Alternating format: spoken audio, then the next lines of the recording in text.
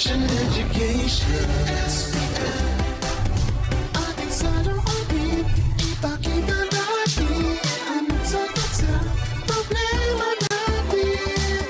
Para sa paligay nyo, para sa paligay nyo, para sa paligay nyo.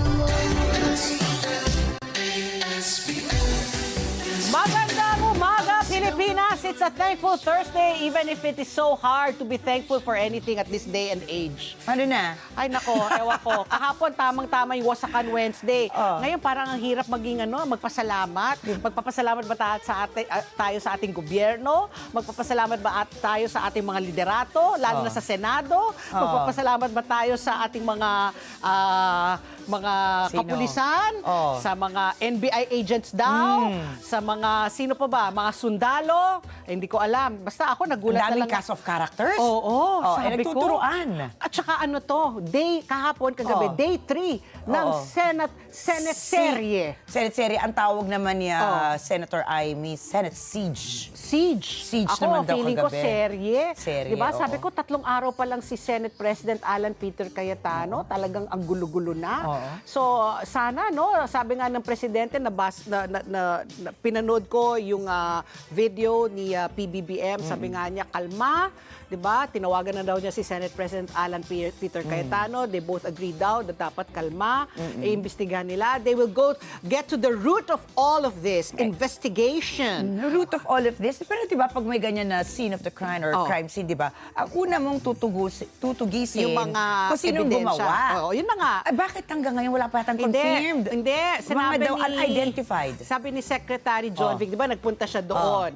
Sinabi daw niya sa lahat ng mga kapulisan, di ba, syempre, secure una yung CCTV room. Tama. Tapos, kunin lahat ng mga slugs. Kasi, di ba, nagkaputukan. Yung casing po yung ng mga baril casing, yan. yung mga slugs, yung ginamit. Tapos, yun na nga, i-review nila. Basta, parang ang narinig ko, ang nabasa ko, sigurado sila, may mga nagpanggap na sabi nilang NBI agent. Di ba? Pero sabi ni Senate President Alan Peter, nakakuha daw sila ng mga text message, 4 daw ng mga Senado, na parang senador, na Alis na alis sila. na kayo sa Senado kasi nga magkakaroon daw ng kaguluhan. Di ba? So, maraming ang mga ito sabi nito, sabi nito, Ayan po sabi yung nito. kagabi. O yung kung mga Ayan, nakatulog kagabi. na maaga. Tapos Ayan yung po. media, di ba? Ang media, syempre, kino-cover nila. Di ba sabay tayo nanonood dyan, di sabay ba? tayo nanonood. Tapos biglang, ay, nagputukan na. Nagputukan na. Tapos, ayun na nga, yung isang reporter sa kabilang stasyon, umiiyak na kasi nakasama niya yata yung mga ibang tauhan sa Senado nung nagkaroon ng putukan. So, ingat-ingat po. Tapos ang alam ko nga, 9 o'clock, pinaalis na. Ako naman, nagtataka, bakit hindi sila pinaalis earlier? Diba? I mean, they already saw Marines. Yun, reiterate rin ni PBBM na yung mga Marines, talagang naka-assign sila sa Senado. So, they're always there on standby to secure the place. Pero this is unbelievably, extraordinarily, mas marami dyan. Kasi di ba, naging tahanan ko yan for how many sabi years? mo nga, 6 years. So this one is extraordinarily, maraming uniform personnel. Yes. Ang sabi naman daw, it's to make sure that yung articles of impeachment will be ay delivered makarating safe na maayos sa Yes. Senado. Ayun ang pinaunang pahayag. 7:20 dumating, di ba, si Secretary Garafil. Kaya justified na maraming ang mga uniform personnel. Pero ang hindi inaasahan, supposedly, ay ang mangyayaring putukan pagkatapos niyan. Kasi may diba? sinabi yung OSAA, di ba, yung Office of the Sergeant at Arms sa Senado, na meron daw silang huhulihin. So, syempre, lahat, si Bato na yun, si Senator Bato, kasi siya lang naman na may warrant of arrest. Pero, ayan, naglabas na rin po si Senator Bato de la Rosa na siya pa'y nananatili pa rin. Hanggang ngayon, he is safe. According to Secretary John Vic also, he's staying there pa rin sa Senado. We have a scheduled interview with Senator Bato today.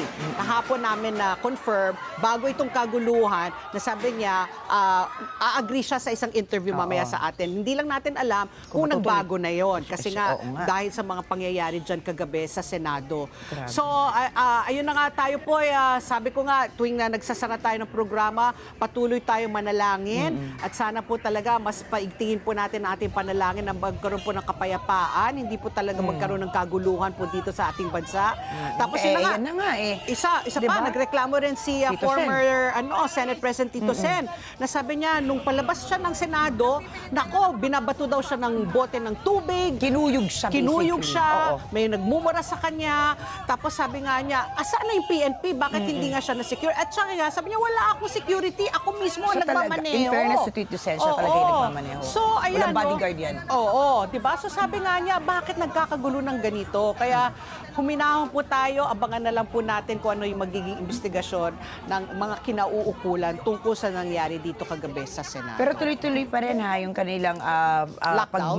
hindi naman lockdown. Ano? Pero yung pag-imbestiga nila, as of 11:30 p.m. Oh, ayun. last night, Ano may i-report dumating pa mo? na 3 SWAT teams. Ang pumasok? Wala na, supposedly, wala na yung heightened level alert kagabi, bandang alas 10 ng gabi. Pero 11:30, nagpasukan na. Ang nabilang ko ay 3 sasakyan ng SWAT. SWAT. yan. Para siguro inaano, no, sinusuyod nila. Sinusuyod nila per Oo, room. per room. Nagkakaroon sila ng combing, kung Oo, meron pang combing. naiwan. Kasi nga may sinasabi nila may mga nakapasok. Oo. Kaya daw may mga nagdi-drill Nagdi-drill daw yan sa GSIS na opisina. sa second, iba-iba Oh. nga yung statements Oo, eh. Diyan oo, na oo. yung nagtataka. Bakit iba-iba? Eh, isang building lang naman yan. Parang yun, oo nga. Sa second floor naman daw, according to one senator, Oh. ang narinig daw niya is nandun daw sa second level, Oh. kasi may terrace, may balkonahe Oo, yan eh. oo, oo. Doon daw nagdi-drill. Oh. Meron namang ibang ulat na sinabi, isang pader naman daw yung natibag. Natibag. Nagdi-drill. Oh. So, pero hindi pa naman nako-confirm yun. So, hanggang ngayon, di ba, tingnan mo ilang oras na ang nakalipas, wala pa rin nako-confirm. Statement, correct. Oo, there's no official statement. Kung ano ba talaga, ayan, no, naririnig o yung nagdi-drill. Oo, O, di meron ba? nga, oo. So,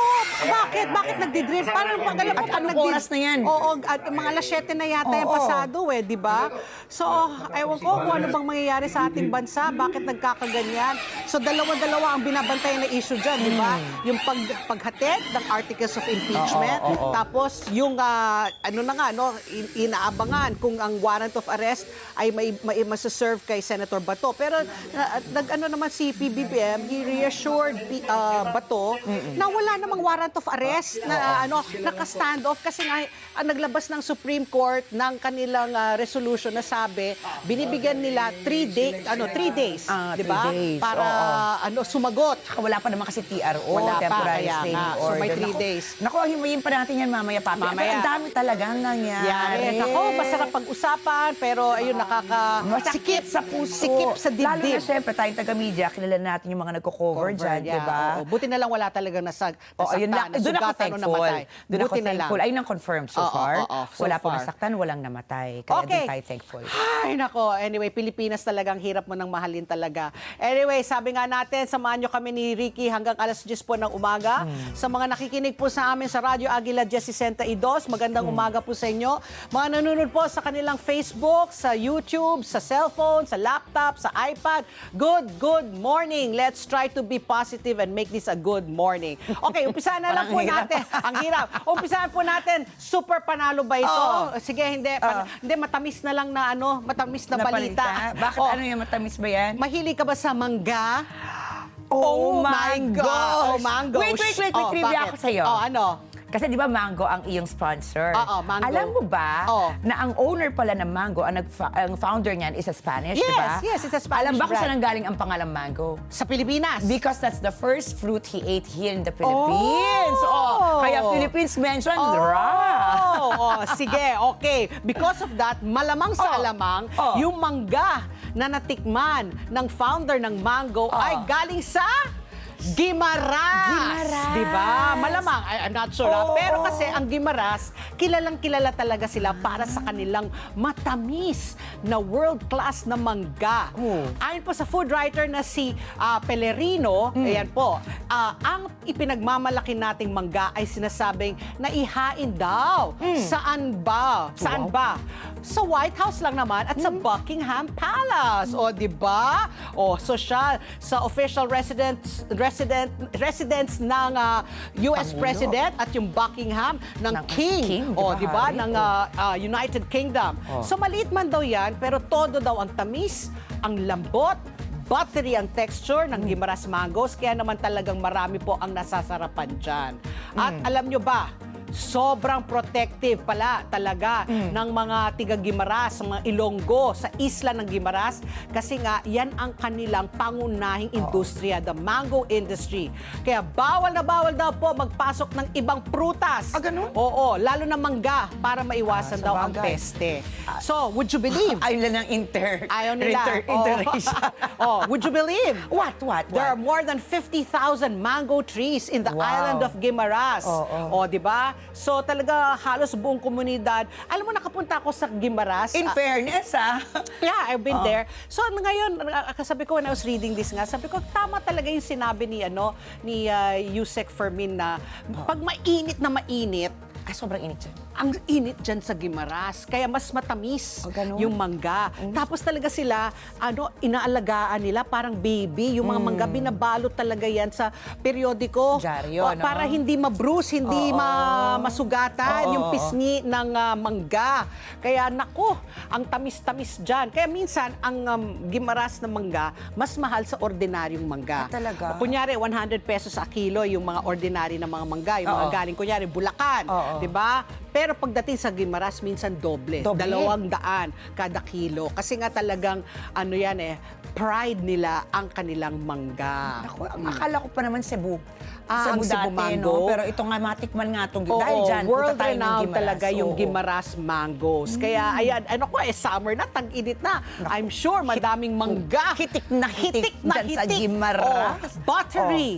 Tapos matamis. Oo. Malambot. Kahit maliit ay masarap. Sarap. Nako. Ako gusto ko yung mangga. Pero mas gusto ko kasi yung mangga na hilaw. Tapos yung sinisiyaw anong gusto mo mong sa bagoong. Bagoong ka? Alamang bagoong, o hindi, hindi, bagoong alamang. Oo, Alamang, oo. Pag Indian mango, gusto ko rin na may mangga. Ay, may bagoong. Alam mo yung feeling na parang yung naglalaway kayo sa ilalim ng dila? Yeah, Sarap. oo. 'Di ba? Tapos may ensalada ka, inihaw na baboy, 'di ba? Ako inihaw na isda. Isda, ako inihaw na baboy. Alam mo talaga ako makababoy talaga.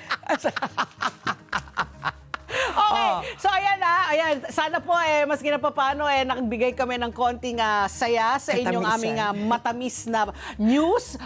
Can you beat my sweet ito story? naman, Patpi. Oo. Sandaling napahinto naman ang ilang motorista. Ito kailangan mo puntahan. Kung nakapunta ka na ng Guimaras, you Oo. have to go to El Nido, Palawan. Nako, sige, lalagay ko yan sa bucket list ko. diba? Bucket! Bakit? Bakit? Ayun na, lagi mo tanong sa akin, bakit? Bakit?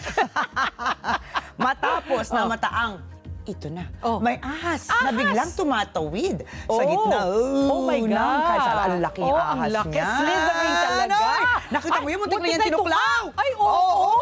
Oh, Grabe. Oh my ang God, lakas sa ng loob. Palawan, sa El Nido. Grabe. Ang laki, O yan, sa okay. video po ha, yung mga nakikinig po sa radyo, ito Oo. po, makikita po na binusinahan pa ng motorista. What? Ang paparating na sasakyan para hindi magulungan ng ahas. Pero nako, apa. muntik pang mauwi sa delikado eksena dahil halos matuklaw ang isang motorista na hindi kaagad nakita ang ahas.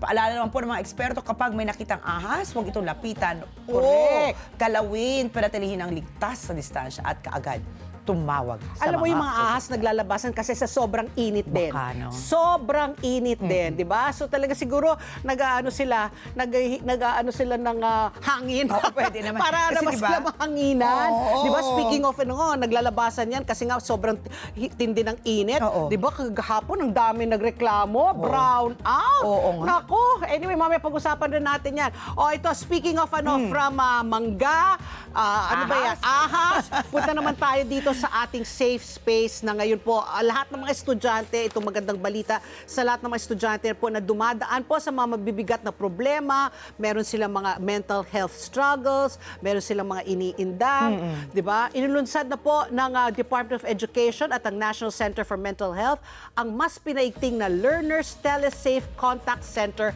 Helpline. Ayan, so may helpline na po ang ating mga estudyante. Mas mabilis na po kayong makakakonekta ang mga estudyante sa mga mental health professionals at crisis responders para agad kayong matulungan. Maaari kung ngayon tumawag ito po kung kayo po ay may kakilala kayo o kayo mismo you're suffering from mental health struggles. Ito, i-picturean nyo na lang po yung screens ninyo. Ang number po, hashtag 33733 o yan po ang hashtag DepEd. Or if you're going to dial it sa cellphone ninyo, ito po ay 0945-175-9777. Can we flash the numbers po? Saan? Ayan. O yan, kunan nyo po ang litrato po ng itong mga Telesafe Contact Center Helpline para po kung may kakilala ko kayo nga merong pinagdadaanan. Di ba? Hindi nila alam kung kanino sila tatakbo. Kasi usually kapag yan, ayaw mo may makausap Makausap, di ba? Parang tinatago mo. So ito, at least sure ka na professional sila, and then of course may anonymity. Ayun na nga, hindi ka kilala, hindi ka ila-judge. Correct, oo. So ayan pwede rin kayo makipag-unayan via email or you can write them an email. Ito po ang kanilang email address. weprotectlearners@deped.gov.ph. Ulitin ko, nandyan po sa yung mga television screens, weprotectlearners@deped.gov.ph. Ayon po sa gobyerno, mahalagang maramdaman po ng bawat estudyante na hindi sila nag-iisa at may handang makinig po sa kanila. Napapano nito matapos maitala ang mahigit itong nakakalungkot. More than 100 suicide cases na po sa NCR pa lamang yan ngayong taon. Habang ayon naman po sa WHO, isa sa bawat 7 kabataan, one out of every 7 na nasa edad 10 to 19 years old sa buong mundo ay nakakaranas daw ng mental health disorders. That is so sad. Do you remember kung anong ginagawa mo ng 10 years old ka? Ako nanonood lang ako ng Garfield. Naglalaro ako ng bato, pick! Ngayon, lahat na naglalaro ng bato. Speaking of bato, pick, ayan na, nagbigay na ng abiso po ang opisina po ni Senator Bato de la Rosa na hindi matutuloy ang aming interview. Understandable naman, di ba? Understandable. Pero sana bigyan tayo ng panahon, one of these days, pag medyo humupa na, kumalma na po lahat ng tao, para makausap po natin si Senator Bato de la Rosa. Okay, I wish, Ricky Girl, you have good news para sa panahon. Well, ang isa lang ay init. kung mahilig po kayo sa tag-araw, mas hahaba ang ating araw ngayon. Dahil magiging delayed ang ating sunset. Dahil mahaba na po yung araw. Ito na po ang status ng ating panahon ngayon. Posible ng tuluyang malusaw ang low pressure area or LPA na dating tropical depression Kaloy ngayong Biyernes o Sabado. Ayon sa Pag-asa, hulitong namataan sa line 685 kilometers east of Vira, Catanduanes, pero wala na itong direktang epekto sa bansa. Parang hindi naramdaman no? Wala, hindi ko. Dito, sa Metro Manila, no? Sa Metro Manila, oo. Pwede pong makaranas ang isolated rain showers and thunderstorms sa Metro Manila at matitirang bahagi ng Pilipinas. Epekto naman yan ng localized thunderstorms. Asahan po ang maximum temperature ngayong araw. It's a bit lower by very few centigrade. 35.3 degrees na lang po siya. Mamaya 2:00 ng hapon. At lulubog po ang araw. Mamaya 6:16 ng gabi. Kahapon 6:15. Ayan. Samantala, sa forecast po na Pag-asa, 2 lugar makararanas ng 47 degrees Celsius. Danger level heat index po para ngayong araw na May 14, 2026. Nako, ito na. Uy, tumataas, 47 degrees. Ilan ba yung 46 lang dati, no? Hindi, umabot, di ba, no isang araw, 48? Sabi ko nga, sa Borongan, Samar. Borongan. Oo, Borongan. Hinatuan, Surigao del Sur, Butuan City, Agusan del Norte. 47 degrees Celsius po ang inyong mararanasan dyan. Samantala po, 45 degrees Celsius dyan sa San Ildefonso, Bulacan. Kamiling Tarlac, Borongan. Borongan, Eastern correct. summer. Tumpak ka dyan. At 44 degrees Celsius naman po sa Tuguegarao City, Cagayan, Kasiguran, Aurora. Sa Sanggol Point, Cavite, Alabat, Quezon, Coron, Palawan, Cuyo, Palawan, Iloilo City, Dumangas. Dumangas. Iloilo. Dumangas. Yan. Maasin City, Southern Leyte, Dipolog, Zamboanga del Norte, at sa Surigao City, sa Surigao del Norte. Samantala, 43 degrees Celsius naman po dyan sa Naiya, Pasay City, Dagupan City, Bangasinan, Etchagen, Nueva Vizcaya, Balera, Aurora, Muñoz, Nueva Ecija, QB Point, Olongapo, Ambulong, Batangas, Infante, Quezon, San Jose Oriental, Mindoro, Daet, Camarines Sur, Masbate City sa Masbate, Huban, sa Sorsogon, Catarman sa Northern Samar, Tacloban City sa Leyte, Giwan sa Eastern Samar, Zamboanga City, sa Zamboanga del Sur. Samantala, 42 degrees Celsius naman po sa Science Garden, dyan lamang sa may Quezon City, ha? Sa Bayumbong, Nueva Vizcaya, sa Eva Zambales, Clark Airport, Pampanga, sa Hacienda Luisita sa Tarlac, Tayabas, Tarlac. Maging dyan po sa UP Los Baños sa Laguna, Calapan Oriental, Mindoro, Puerto Princesa, Palawan, Aborlan, Palawan, Legazpi City, Albay, Pili, Camarines Sur, Mambusaw, Capiz, Sikihor, Catbalogan, Western Samar, Baybay, Leyte, Davao City, Davao del Sur, 42 degrees Celsius po kayo dyan sa mga nabanggit. Kaya naman muling paalala, lagi po uminom ng tubig at magdala ng parangga sa araw. Yan. At idagdag lang natin, kasi kanina, mga siguro alas 6:30 or 6 o'clock, 6 to 6:30, Today? nakaranas po ng about 5 na intensity na earthquake sa may saan? Kalayan, Cagayan. Pero i-check natin yan. mamaya. 5, So medyo okay. malakas din siya, lalo na kapag ganong malakas yun. oras. Oo. Talagang ramdam na ramdam ng mga Oo, taga-Cagayan. pag gising na di ba? Oo, Karamihan oo. dyan kasi papasok na sa eskwelahan o Oo. sa trabaho. Okay, ito, medyo magandang balita. Batay po sa Bangko Sentral ng Pilipinas, nagsara po ang ating piso kontra dolyar sa lagang 61 pesos and 38 centavos. May paglakas po ng 10 sentimo po kumpara po sa naging palitan nung Martes sa lagang 61 pesos and 48 centavos. Narito naman po ang palitan ng ating piso kumpara po sa mga iba pang currency. Sa Japan yen, 38 centavos. Sa euro, 72 pesos 11 centavos. Hong Kong dollar, 7 pesos 84 centavos. At ang Saudi Riyal, 16 pesos and 36 centavos. Ayon po yan sa Bangko Sentral ng Pilipinas. Okay, Ricky Girl, dahil we are saying Thankful Thursday. Thankful pa rin ba itong Thankful pa ba tayo? Ewan ko. Anong issue number 1 natin, Ricky Girl? Inanunsyo na po ng CHED na ipagpapaliban ito hanggang 2028 ang pilot testing ng panukalang pagre-rebisa ng General Education Curriculum.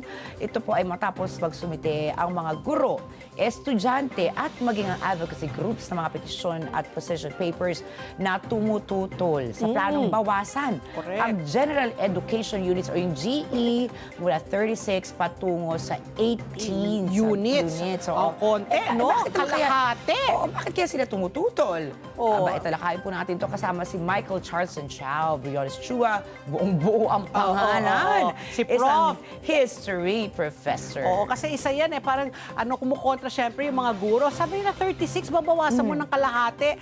Syempre, ang parang i-give up mo dyan, history, Oo. humanities, Oo. di ba? So, kailangan natin yun para hindi naman tayo puro academics lang. We have to be, kumbaga, Well-rounded. well-rounded, Oo. di ba? Dapat alam natin ang ating history. Alam natin kasaysayan. mag-appreciate ng arts, yung Tama. mga ganon, di ba? Oo, Para oo. naman medyo naman tayo, worldly. Worldly, di ba?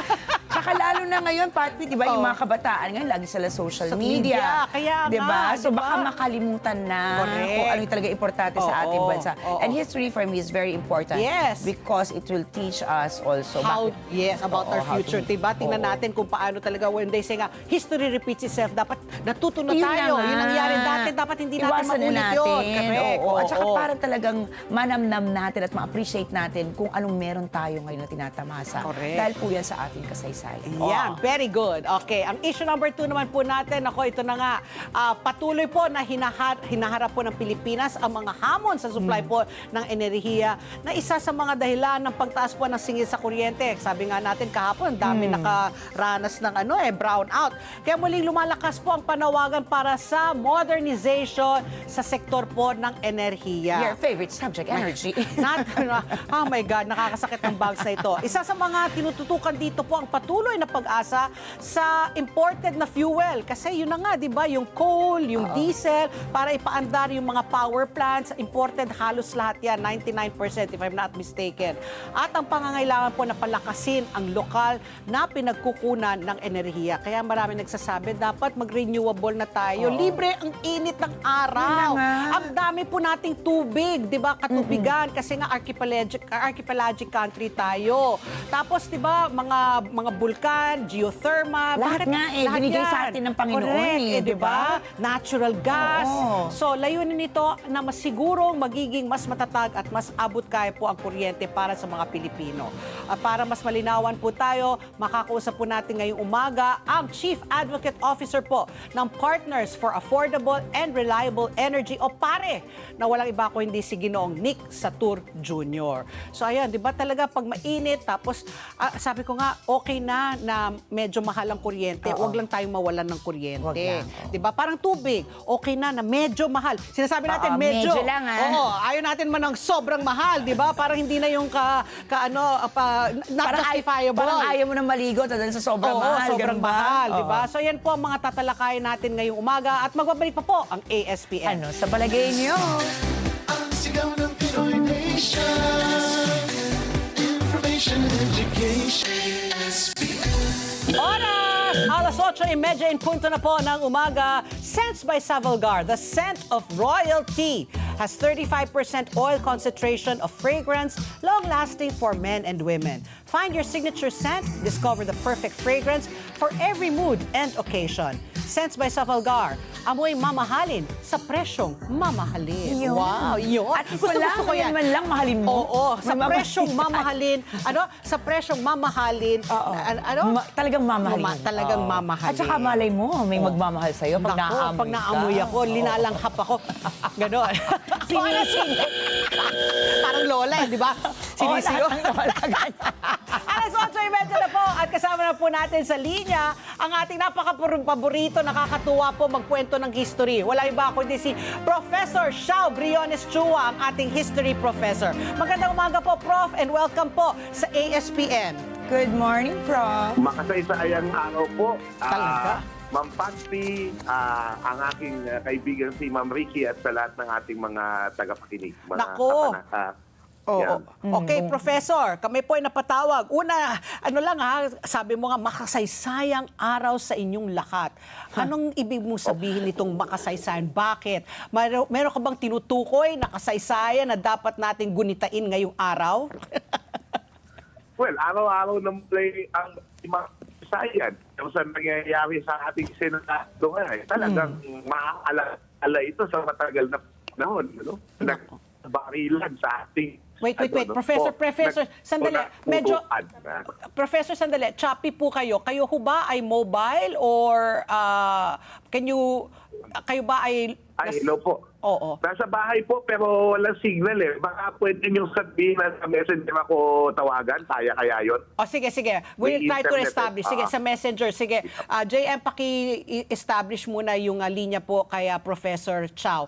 So, habang hinintay natin yan, magbalita muna tayo ng mga pangunahing news. Ito na, para Mga alam po, inaabangan. yung mga nakatulog kagabi na maaga, di ba, at hindi alam na nagkagulo sa Senado, ito na po ang kwento po dyan.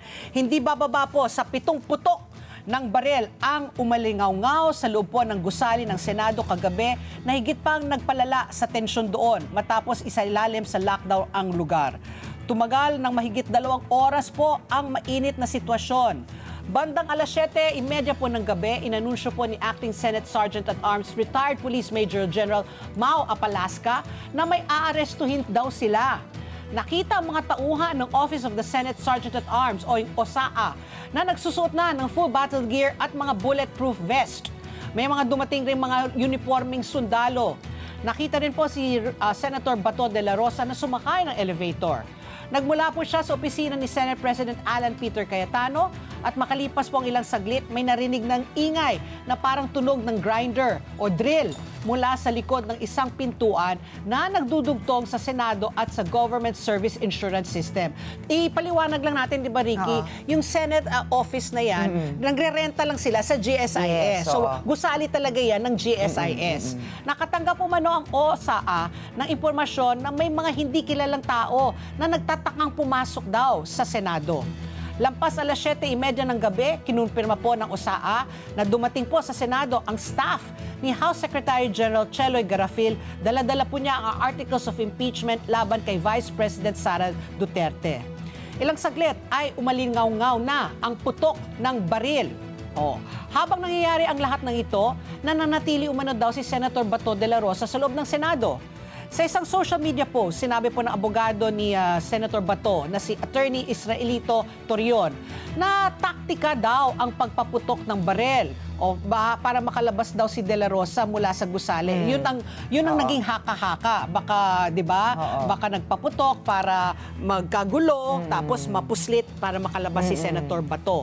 Naglabas din po si Attorney Torion na magkasama sila ni De La Rosa para pabulaan ang naturang haka-haka. So he dispelled the rumors.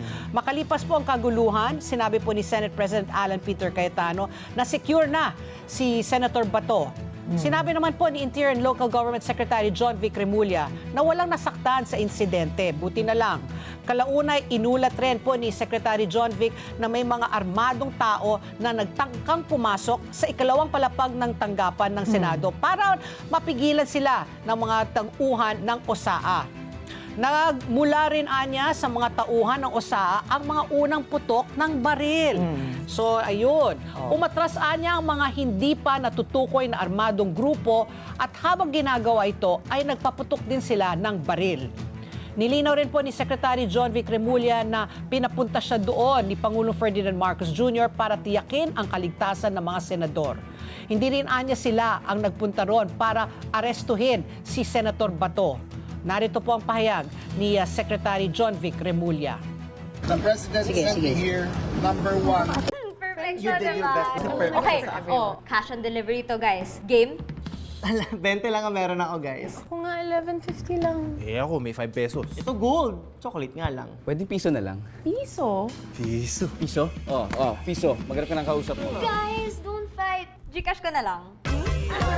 Para stress-free ang summer, use GCash Pay online. Secure checkouts, saktong payments. No need to stress, just say yes to a GCash summer. Know who is behind this, but we will find them. We have all the security footages. Yan po ang tinig ni Secretary John Vic Remulla. Naghayag naman po ng pagkadismaya si former Senate President Tito Soto sa Philippine National Police at iba pang security personnel sa labas ng Senate building. Ito ay matapos siyang makuyog ng mga taong nagpoprotesta sa labas ng Senado. Pinagbabayo at pinagbabato umano ng mga nagpoprotesta ang kanyang sasakyan. Pinagmumura din anya siya ng mga ito. Kalaunay inihayag ng PNP na sinasilalim na nito sa full alert status ang Senado. So sana kalma-kalma na. Ang oras po, alas 8:37 na po ng umaga at kasama ulit natin si Professor Shao, ang ating history professor. Magandang umaga po, Professor Shao. Welcome back sa ASPM po. Good morning, Prof. At sayang umaga po muli sa inyo. Ayan. Okay, sige po. Dito muna tayo sa dahilan kung bakit kami po ay napatawag.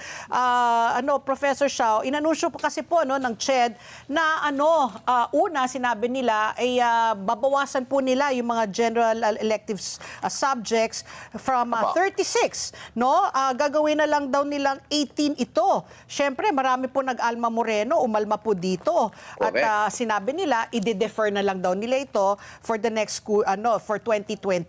So, ang aking unang katanungan po, Professor, saan nanggaling po ito? Bakit po merong pong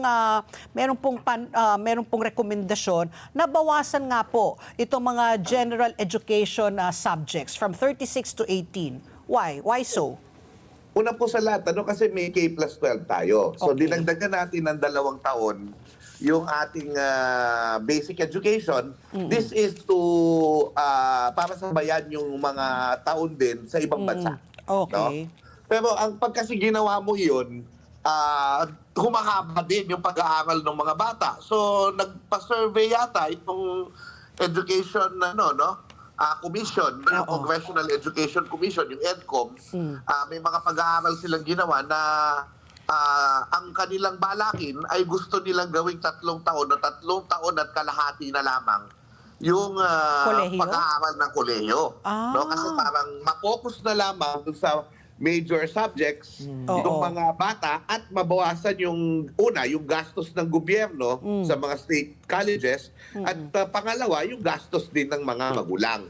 So actually, very attractive yung ganyang klaseng proposition, lalo na kung sasabihin mo na yan ay gagayahin natin ng Singapore. Yan. Okay. So, talagang marami rin parang nagsabi na gusto namin yung ideya na yan. Of course, ang sasakripisyo dyan ay yung tinatawag na general education subjects. No? Pag sinabi mo general education, ito yung kahit hindi mo subject o hindi mo kurso, pero mahahalagang mga asignatura para, ang goal kasi dyan, mga ma'am, para magkaroon tayo ng holistiko. Ibig sabihin, nagiging buo yung pagkatao natin. Kasi hindi lang yung specialization yung alam natin, marunong din tayo sa ibang mahalagang bagay sa ating mundo para maintindihan natin yung lipunan natin at para magpakatao tayo. Yun yung basically goal niyan. Okay, so Prof, kung sabi nyo very attractive po na proposition ito, no? Lalo na ngayon, napakataas po ng mga bilihin, ng mga serbisyo. Yes. So it's really very attractive. Pero kayo po bilang isang historian, ano po yung inyong pagtutol naman dito po sa proposition na ito? Well, una sa lahat, no,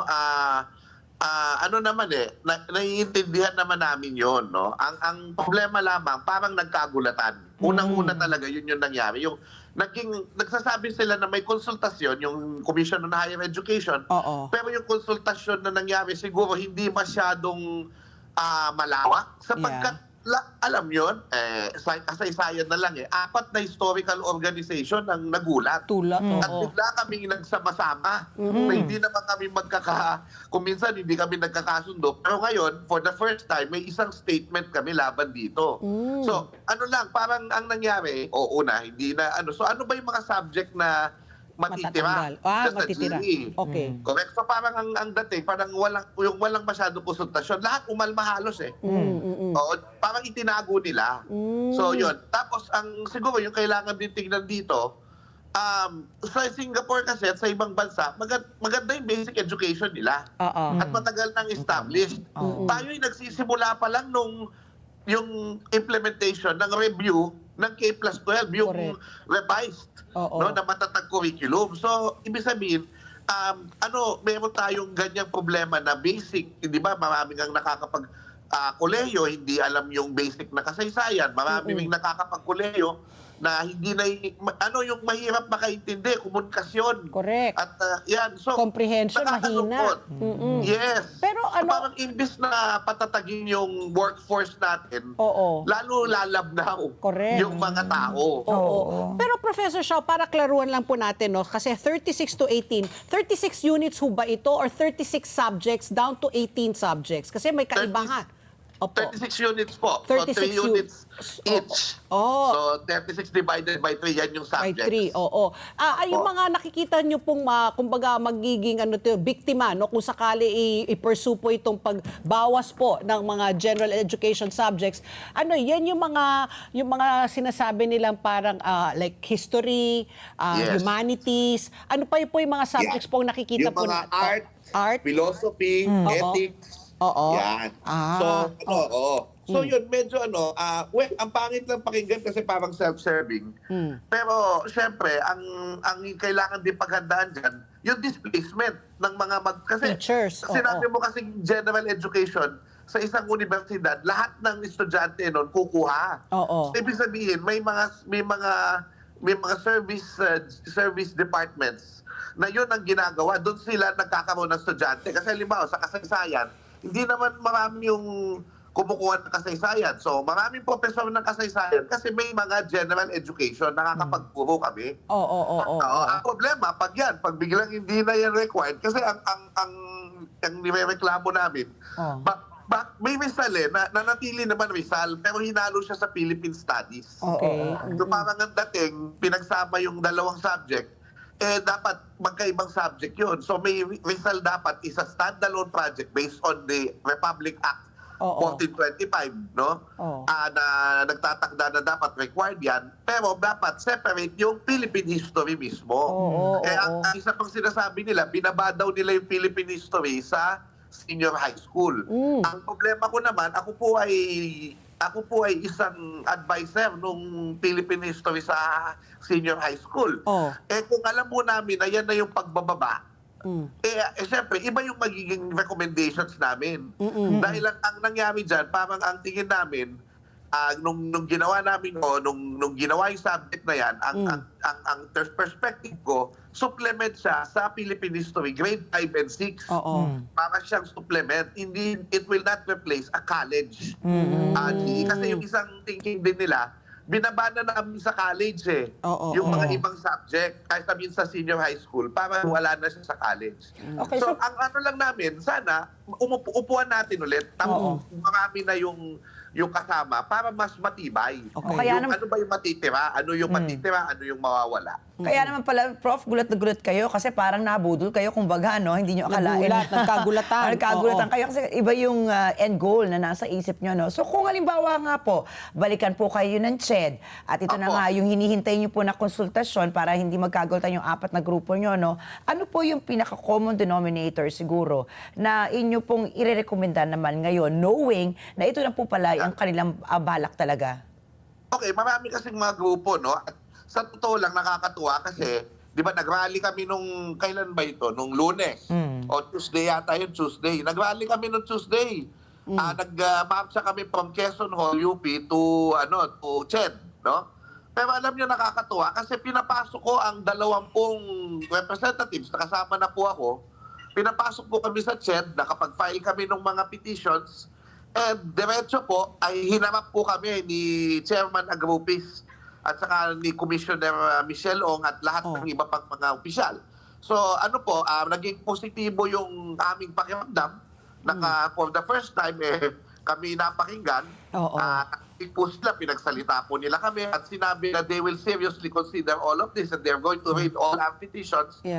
Nasure po nila kami at maganda yung naging resulta niya sapagkat inanunsyo po nila na yung pilot testing na dapat ay sa Agosto na ay mamumove na po. So ibig sabihin talagang I believe na nakikinig. We might not agree on something.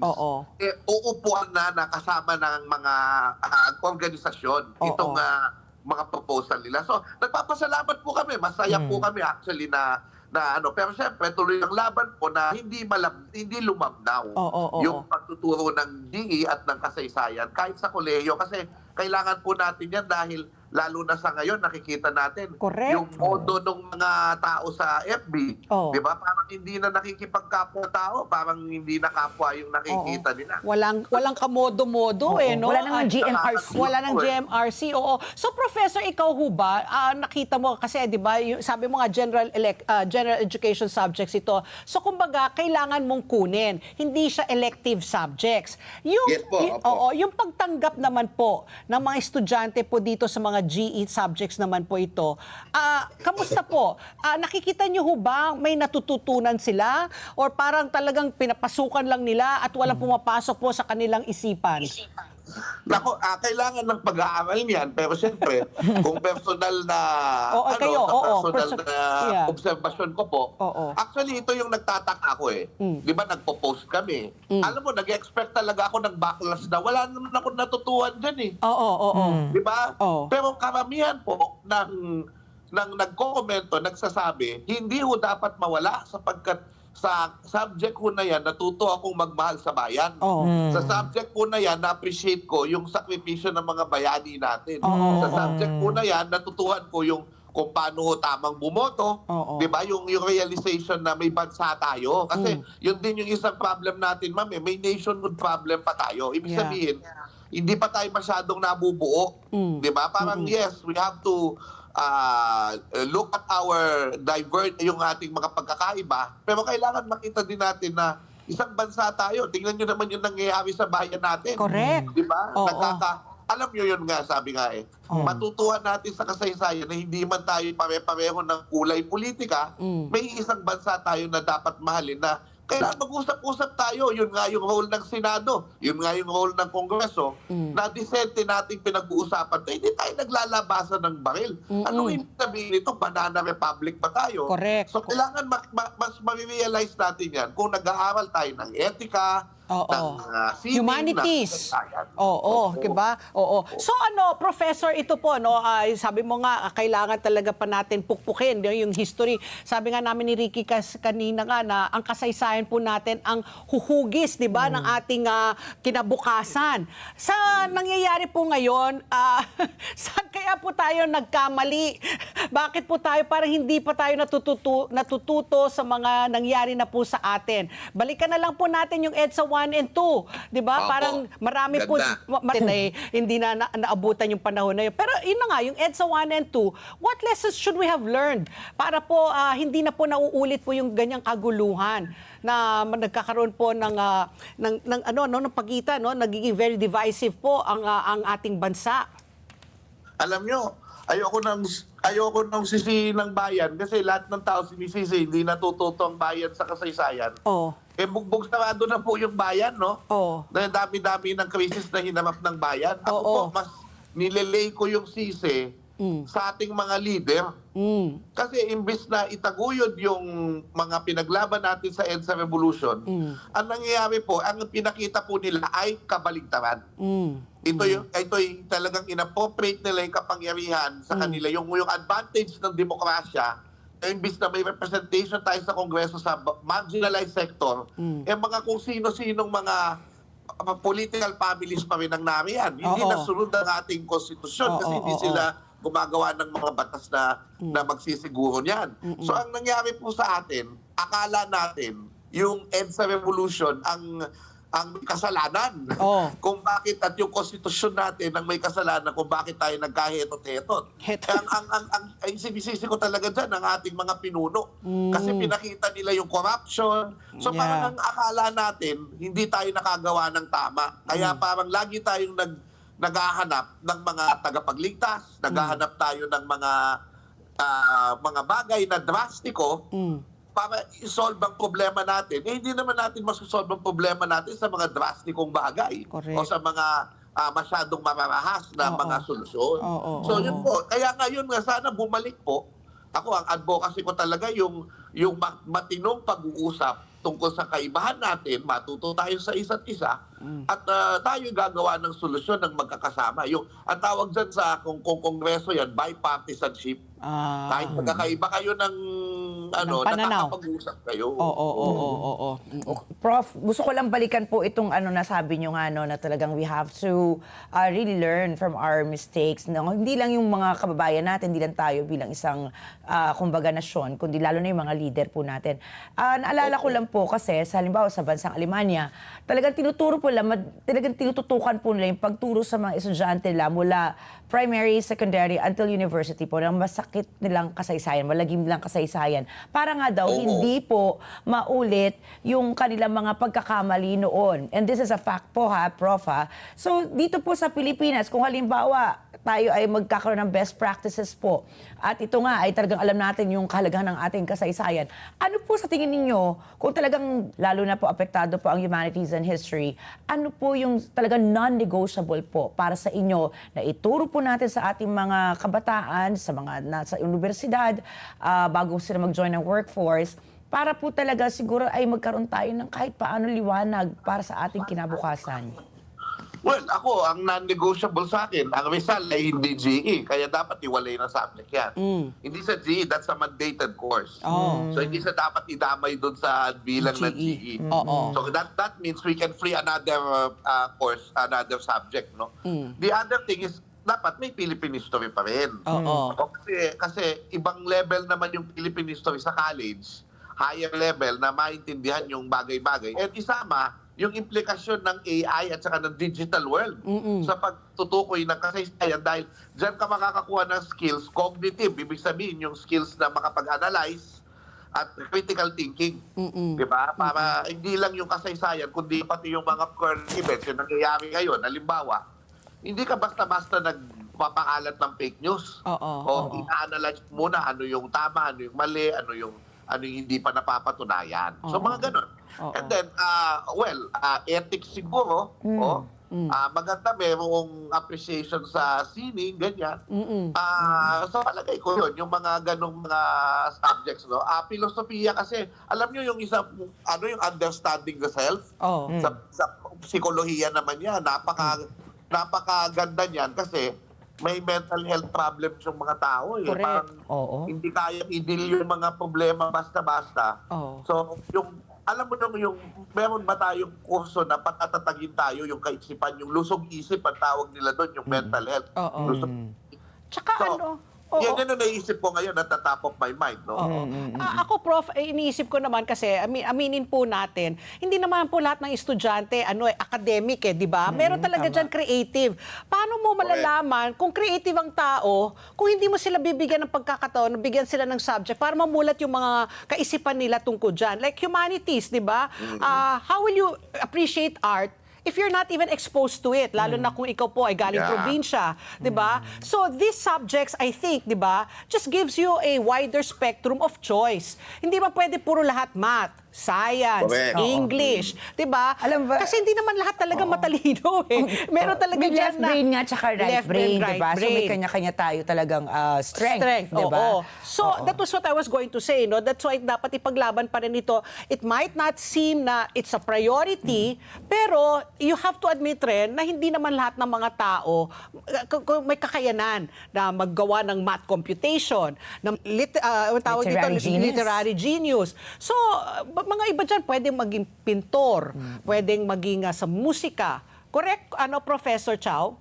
Opo. So, yun naman po, yun ang ating pinaglalaban. Kasi ang goal talaga ng universidad ay hindi mag-produce ng espesyalisadong, sabi nga ni Lian Alejandro, specialization is for ants. We are human beings. We are human beings. Ibig sabihin, kaya nga yung taong alam mo, kahit sa isang tao, very attractive na tao, yung kaya niyang i-discuss ang mga bagay-bagay sa mundo, pero hindi siya mayabang at nakikipagkapwa-tao siya. May EQ. Diba? Hindi May lang emotional IQ, kundi quotient. EQ. So, well-rounded person na marami siyang topics, marami siyang pwedeng makausap, di ba? Yun sa palagay ko yung parang si Jose Rizal, no? Correct. May mga ganyan siya, di ba? Para tayong ginagawang Rizal, kahit hindi naman sa level niya, di ba? Iba naman si Rizal. Bulat ka sa lipunan natin. Tama. Okay, Prof, alam mo, at saka Pat Pinong, nai-imagine ko dyan, I think ito rin yung goal talaga ng CHED is talaga maging labor ready. Yung mga estudyante para hindi magkaroon ng problema sa employment. Pero nai-imagine ko, para tayong pinapasok na sa isang pabrika, yung mga estudyante sa universidad, na ito, skills lang. Lalo na ngayon, AI-driven na, bagong teknolohiya. Sabi mo nga, Prof, no, di ba, para mga langgam. Ayan po yung parang nais nga nila, no? Pero, can I just point out, ironically, yung mga leader po sa Silicon Valley, alam naman natin, dyan talaga yung birth ng AI, ng modern technology. They're now emphasizing themselves, the need for ethics, for creativity, for humanities. Ito po yung mga bagay na parang, ay, teka lang, Hindi pala puro lahat, academics. Yes, and ito na po yung mga naging bilyonaryo na dahil sa modern technology.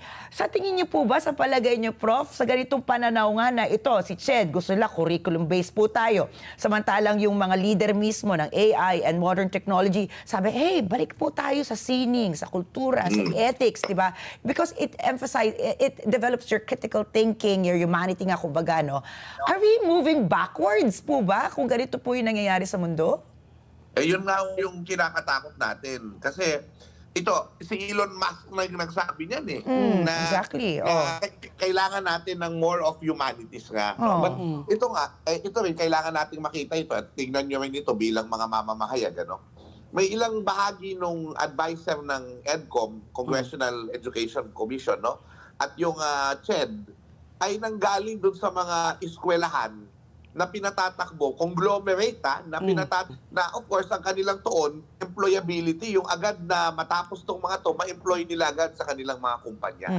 So yes, naiintindihan natin yun at malaking bahagi yun. Ano? Pero syempre, ito na nga yung sinasabi namin. Mahirap din naman na yung nagde-decide sa ating edukasyon ay korporasyon. Yeah. Negosyo, Diba? kumbaga. Oo, kasi nakita naman natin nag-umalma ang mga edukador eh. Diba? So, Okay. ang mga edukador, alam natin may kakayahan sila na malaman ang sitwasyon. Diba? So, sana magkaroon ng punto na magkasundo somewhere. Oh. Okay. Kasi mukhang helmet na itong, kasi may mga congressman din ako nakausap, may mga senador din akong nakausap, na parang naniniwala sila doon sa pagpapaikli ng kolehiyo. So, Naku, kaya sige. parang somewhere there, sana magkaroon ng pagkakasundo. Kasi mahirap naman din na i-disregard yung boses ng napakaraming organisasyon na umalma. Correct. Di ba? Oo.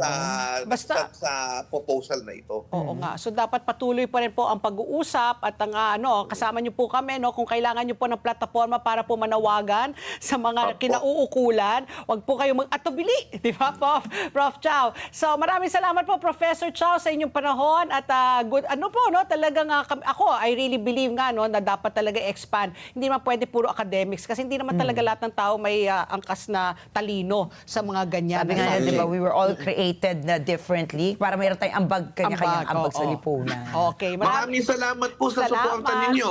Oo. At natutuwa din kami sa CHED dahil pinakinggan kami. Yes. At sana tuloy-tuloy po yung ating pag-uusap. Maraming salamat po. Thank you Thanks, very Prof. much, Professor Chow Chua. At ang oras, alas 9 in punto na po ng umaga. At ang oras na ito hatid sa inyo ng Salem Bed, bringing comfort to Filipino homes for over 50 durable years. Salem Bed, ang hari ng tibay.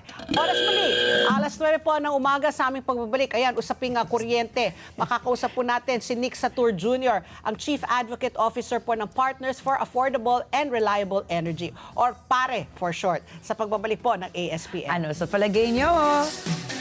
Ang sigaw ng Pinoy Nation. Oras! Alas 9:02 na po ng umaga. Alam nyo ba na sa dami po ng oras natin sa gadgets and computers, mas napapagod ang ating mga mata? Buti na lang may iBerry na tumutulong mag-protect laban sa eye strain and oxidative stress. Kaya kung gusto mong maalagaan ang iyong paningin, mag-iBerry na araw-araw. Oras muli, alas 9:03 na po ng umaga. Tuloy-tuloy pa rin ang ating pagbabalita. Ricky Girl, take it away. Pinaiimbestigahan na nga po ni Pangulong Ferdinand Marcos Jr. ang nangyaring gulo sa Senado. Sa isang video statement na lumabas pa alas 10 kagabi, sinabi ni Pangulong Marcos na nakausap niya sina Interior Secretary John Vic Remulla at National Bureau of Investigation or NBI Director Melvin Matibag. Sinabi niya na ang dalawang opisyal na hindi nila mga tauhan ang nasa likod ng pagpapaputok ng baril sa loob ng Senado. Narito po ang pahayag ni Pangulong Marcos. Hindi po gobyerno ang gumawa nito. Walang pumasok na tigalabas na sundalo, na militar, na NBI sa Senado. Hindi po natin alam kung sino yon na sumubok na pumasok at saka dahil doon ay nagkaputukan. Sinabi rin ni Pangulong Marcos na inutusan niya ang mga tauhan ng NBI na umalis na sa Senado bandang alas 4 pa ng hapon matapos tumanggi ang Korte Suprema ay Senator Bato de la Rosa. Wala na anya sa Senado mga tauhan ng NBI na magkagulo doon. Tiniyak po ni Pangulong Marcos na walang utos para arestuhin si de la Rosa. Ipinaliwanag din niya na naroon ang mga tauhan ng Philippine National Police o PNP para sa crowd control at para tiyakin ang seguridad sa Senado. Bahagi naman anya ng permanent detachment na nagsisilbing seguridad at mga honor guard sa Senado ang mga Marines na nakita doon. Tauhan naman anya ng Senate Sergeant at Arms or Senate Sergeant at Arms na mga nakitang may dalang mahahabang baril. Ayon pa kay Pangulong Marcos, magkasamang iimbestigahan ng Senado at PNP ang nangyari. Samantala, ibinalita naman ni Senator Amy Marcos na naaresto ang isang confidential agent ng National Bureau of Investigation. Hindi naman niya tinukoy ang pagkakakilanlan ng sinasabing agent at kung sino ang umaresto dito. Ayon sa Senadora, tinukoy na naturang agent ang isang attorney Bomediano ng NBI Organized and Transnational Crime Division bilang kanyang boss. Ito umano ang nagutos na arestuhin si De La Rosa. Hinikayat ni Senator Amy si Bomediano na magpaliwanag. Sinabi rin ni Senator Amy na sinubukan ng NBI na gumawa ng butas papasok umano sa gusali ng Senado. Nauna nang sinabi ng NBI na hindi ito nagpapunta ng anumang tauhan sa Senado. Narito naman po ang pahayag ni Senator Amy Marcos. Nais nilang nakipid. Kakagulo pa rin kami rito kasi ang balita may nahuli na isang NBI. Ayon po kay DOJ spokesperson Polo Martinez, alinsunod ito sa Republic Act 9851 o ang Philippine Act on Crimes Against International Humanitarian Law o Genocide and Other High Crimes Against Humanity. Ito rin po ang batas na tinukoy ng mga miyembro ng minorya sa Senado para sa legalidad ng pagpapatupad ng ICC warrant. Samantala, ipinagpaliban ng Korte Suprema ang pag-aksyon sa hiling ni Senator Bato de la Rosa na maharang ang arrest warrant laban sa kanya at ang posibilidad na madala siya sa The Hague sa bisa ng International Criminal Court arrest warrant. Inutusan lamang po ng Supreme Court en banc ang mga respondent sa petisyon na magbigay ng kanilang mga komento sa loob ng 72 oras. Kabilang po sa mga respondent ang mga opisyal ng Department of Justice at iba pang mga ahensya. Binigyan din po ng Korte si De La Rosa ng 72 oras or 3 days para sumagot sa mga komentong inaasang ibibigay ng mga respondent. Hinihiling ni De La Rosa sa Korte na maglabas ng temporary restraining order, writ of preliminary injunction o status quo ante order. Plano po ng mga abogado ni De La Rosa na bumalik sa Korte Suprema ngayong araw. At kinumpirma naman po ng abogado ni De La Rosa na si Attorney Jimmy Bondoc na ligtas ang senador at nananatili ito sa loob ng kanyang opisina. Iginit rin po ni Attorney Jimmy Bondoc na matapos ang insidente sa Senado, malinaw na may banta sa buhay, kalayaan at seguridad ni Senator Bato.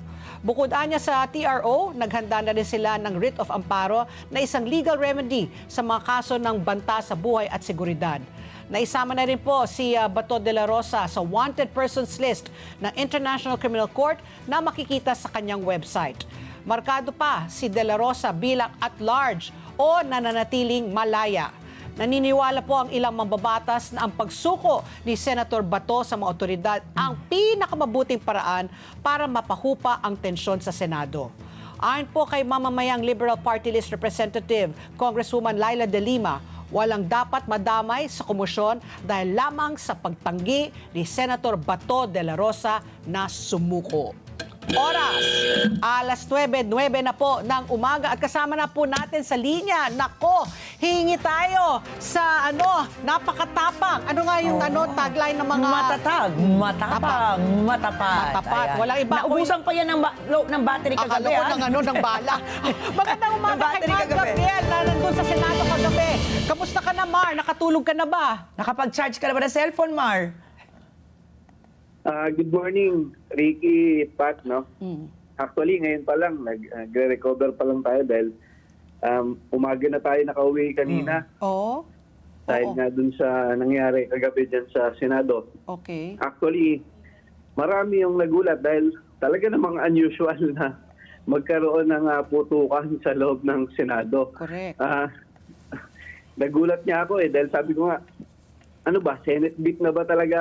Sige. Oo, dahil nagkapalitan ng putok doon sa loob ng Senado. Oo, sige, ganito, umpisa natin, Mar, no? Umpisa natin, sabi mo nga, Senate beat ka. So, was it just any ordinary day kahapon pagpunta mo sa Senado? Ano yung mga bali-balita na inaabangan mo na dapat mangyayari dyan sa Senado para makuha natin yung buong picture ng mga nakikinig at nanonood sa atin? Well, Pat, simula nung Monday, hindi na ordinary yung setup sa sa Senado, no, dahil naghigpit nga sila ng security matapos yung nangyaring insidente nung Lunes kung saan nagtangka yung mga NBI agent na i-implement yung warrant of arrest ng ICC laban dito kay Senator Ronald Bato de la Rosa.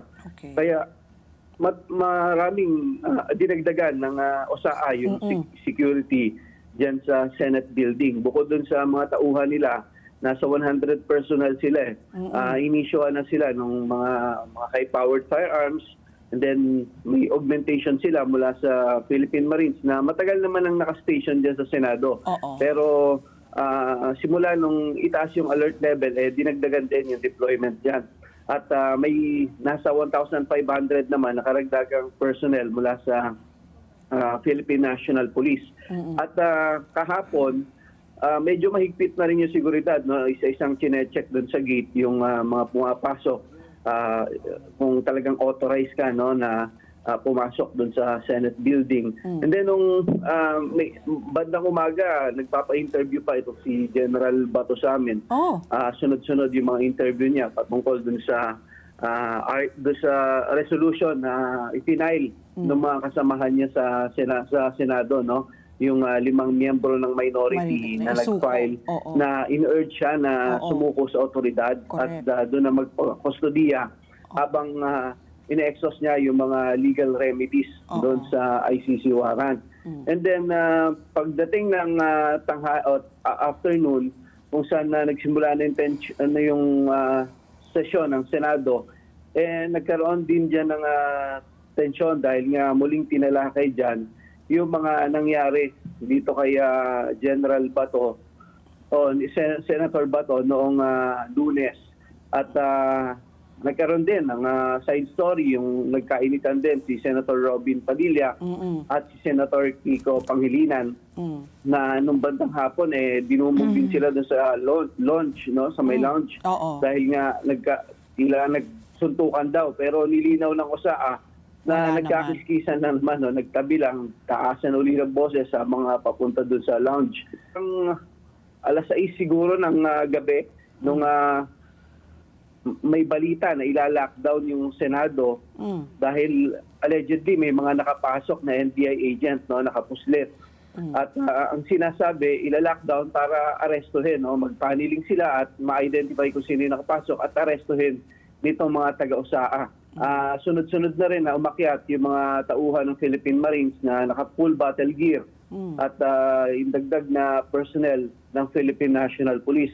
And then nung lumabas itong si Acting Sergeant at Arms, itong si General Mawa Plasca, nilinaw niya na wala daw direktiba na arestuhin po. So kaya medyo naguluhan, lalo kaming mga taga-media. Ano ba talagang totoo? Ang sinasabi, kaya daw may dagdag na personnel dahil security yon para doon sa pagdating ng articles of impeachment mula naman doon sa Kamara. So medyo napayapa ng konti dahil wala naman daw mangyayaring arestuhan. Then siguro mga pagsapit ng mga 7:40 o 7:40 pataas bago mag-alas 8, nakarinig na, nagtakbuhan na mula doon sa may elevator area. Pumosisyon itong mga tauhan ng Marines kasama yung mga taga-PNP at OSAA doon sa right side nitong Senate. Kung ang session hall kasi nasa left side ng second floor, doon sa right side nitong second floor ng Senado, doon sa dead end yun Actually, parang isinarang pinto yun na sa pagitan ng GSIS building at ng Senado. Kasi dati naman extension ng GSIS yung Senate building So parang may sinara lang doon, dead end na yung area na may sinarang pinturo na siguro dating nadadaanan. Doon pumosisyon yung mga tauhan ng Marines, no, itong security forces ng Senado. Tactical position sila. So sumunod ang mga taga-media, kumuha ng video, and then biglang minarinig na kami na putok ng barel. No? Hindi namin matukoy kung saan nanggaling. Nandun ba doon sa labas, doon sa kabilang building, o dito sa part ng security forces ng Senado. Then, bahagyang tumahimik. May mga, syempre, yung mga bago lang na nakarinig ng putok, nagsigawan. So, may mga nagtakbuhan na. Then, hinihintay ko kung anong susunod na maging aksyon itong mga taga-security forces ng Senado. So, pinrepare ko na yung cellphone ko, nag-live na ako. Then, mga ilang minuto pa, doon na, sunod-sunod, rapid fire na, galing na sa matataas na caliber na firearms, yung putok ng barel. So, doon na talaga nagkagulo. Yung actually exhibit doon sa second floor, may exhibit niyan may mga mannequin kung saan pinakikita yung mga kasuotan ng mga taga-Luzon, Visayas, Mindanao. Nagtumbahan yon dahil inliring yun ng mga taga-USAA, yung mga taga-media, tinulak na, may mga cameraman na natumba. So sa akin naman, hindi naman ako bago makarinig ng mga putok ng barel at yung mga ganong pangyayari, kumbaga parang pangkaraniwan na. So talagang nagstay lang ako ron, although yung mga kasama natin nagtakbuhan ha. Hanggang bandang huli, natigil din yung putukan. Nung tinatanong namin kung yung mga taga-usaa, kung anong nangyari, talagang makikita mo, tensyonado pa sila. Pati nilapitan ko pa nga si General Mao Plasca May bitbit siyang mahabang barel. Nung nilapitan ko, tinanong ko, "Sir, ano bang nangyari doon?" Umiwas siya muna dahil nga talagang tensyonado yung sitwasyon. Yung mga taga-usaha, sinisigaw yung mga taga-media na umalis na kayo, mamamatay kayo rito. Nako. So, until lumabas itong si Sec Gen Mendoza, no? Sa kanya kami una nakahingi ng paliwanag. Ang sabi niya, may mga nagdi-drilling daw dun sa part na yon, yung corner na yon na partition nga ng GSIS building at nitong Senado. May mga narinig na nagdi-drilling, so pinuntahan nila. And then, nag-warning shot sila, itong mga taga-usaa, at nag-return fire. Yung mga, allegedly, sabi niya, mga taga-NBI. NBI agents yung mga daw. nandun sa kabilang side. Oo. So, doon after mag-warning shot, nagpaputok ng maraming return fire yung kabila, no? Yung mga sinasabing allegedly mga NBI agent dahil nga may mga nakakita na naka-vest daw na hitatak na NBI. So, nung mga oras na yon, nilinaw niya rin na wala namang naitalang nasugatan o nasaktan dito sa panig ng security forces. Pero nagulat daw sila dahil walang coordination talaga ang NBI. So sabi ni Sec Gen Mendoza, talagang mukhang pepwersahin silang pasukin, no? Kaya gulat na gulat sila dahil malaking paglabag daw to itong ginawa nitong allegedly mga taga-NBI, no? Sa tangkang pagpasok dahil nagdulot yan ng takot hindi lang doon sa mga empleyado sa Senado, kundi sa mga mismong senador na nung mga oras na yon ay nagpupulong doon sa lounge. Nandun pa karamihan, lalo yung mga taga-majority. So, nako. After nun, General Mao Plasca, nakipag-meeting sila kay SP Cayetano, and then mga after ilang oras, dumating na nga sina Sec Remulla, sina Chief PNP. So, nagkaroon sila ng meeting patungkol dun sa insidente. So, mga bandang alas 10 o alas 11 na nung gabi, lumabas saglit itong si Sec Remulla at itong si SP Cayetano kasama yung ibang majority senators at nag-briefing sila sa media. Ang sinasabi, yun nga, nagsasagawa na sila ng malalimang investigasyon at tuloy-tuloy yung review ng mga CCTV para ma-identify yung mga armed men na nagtangkang pumasok dyan sa gusali nitong NBI. At ng Senado. pipilitin daw ng na Senado. tukuyin ng mga yan at panagutin doon sa ginawa nilang panggugulo dyan sa Senado. Ito namang si Senator Aimee, no, na nagbigay din ng panayam kagabi, nagtataka siya. So may duda siya na may mga bago yung panggugulo, may mga nakakaalam from their end na may mangyayaring gulo dahil bago daw yon may mga natanggap na impormasyon yung ilang mga yung ilang mga senador na lumabas na kayo dyan, umalis na kayo dyan dahil magkakagulo dyan. So talagang tingin nila may nagplano talaga na manggulo kahapon dyan sa Senado. Okay. Ito, Mar, dahil nga, di ba, ang dami, di lang siguro ako nagtataka, no? Dahil alam naman natin, personally, kung gaano ka-stricto yung security dyan sa Senado. At lalo na, sinabi mo nga, naging heightened na yung alert level simula pa ng Lunes. Hanggang ngayon ba, sa dami-dami ng personnel na nandyan, sa dami-dami ng mga armed personnel na nandyan, may mga long arm na nga yung iba, tapos yung iba mayroon pang naka-plain clothing, ano? Yung mga ibang mga undercover nga daw nandyan din, which was confirmed also. Nasaan na, ang tanong ng taong bayan, nasaan na yung mga supposedly armed men na nagtangkang pumasok sa Senado?